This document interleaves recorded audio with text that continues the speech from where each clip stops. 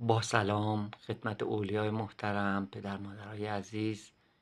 یکم میخوام در مورد ترس در کودکان و نوجوانان صحبت کنم. خب ترس رو همه انسان ها دارن. طبیعی است اگر میزان این ترس متوسط یا زیاد باشه مشکل ساز میشه و فرد از امور روزانش باز میمونه. تعریف ترس اینه که یک واکنش هیجانی، فیزیکی و عاطفی است که در مقابل یک مسئله‌ای که اضطراب‌زا هستش فرد با اون روبرو میشه و عکس العمل نشون میده. مثلا شما دارید میرید یا هر کودک یا دانش آموز یا نوجوانی داره میره، یک دفعه از آپارتمان که بیرون میاد یه گربه با سرعت میپیشه جلوش، یه دفعه طرف میجهه میپره، یه ترس موقت بهش دست میده. اما بحث ترس در روانشناسی خیلی وسیعه. من سعی میکنم یکم کاربردی بهتون این مطلب رو بگم.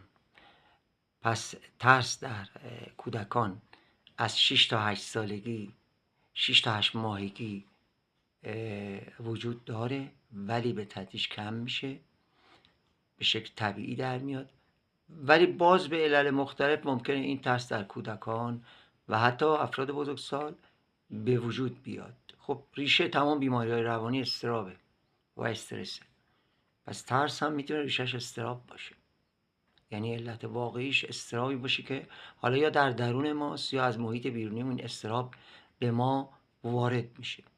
خب برای اینکه ما بتونیم ترس رو در افراد، در حالا خانواده، در با فرزندانمون کاهش بدیم یا حالا یه جورایی درمان کنیم، بهترین کار اینه که ما افراد رو با موقعیت‌های ترس‌زا به مرور آشنا کنیم. مثلا اگر کودک ما از گربه میترسه، ابتدا عکس گربه رو بهش نشون بدیم، یه روز یا 2 روز بعد فیلمی از گربه نشون بدیم، 1 یا 2 روز بعد اینو گربه رو از دور بهش نشون بدیم، علامت اشاره بدیم این گربه است. جلسه 4 میتونیم نزدیک گربه بشیم و خودمون دست بزنیم، دست اونو بگیریم، همزمان پشت گربه رو آروم مالش بدیم. روانشناسان میگن که این روش که بهش حساسیت زدایی منظم هستش به تدریج باید انجام بشه. پس این میتونه خیلی خیلی مؤثر باشه.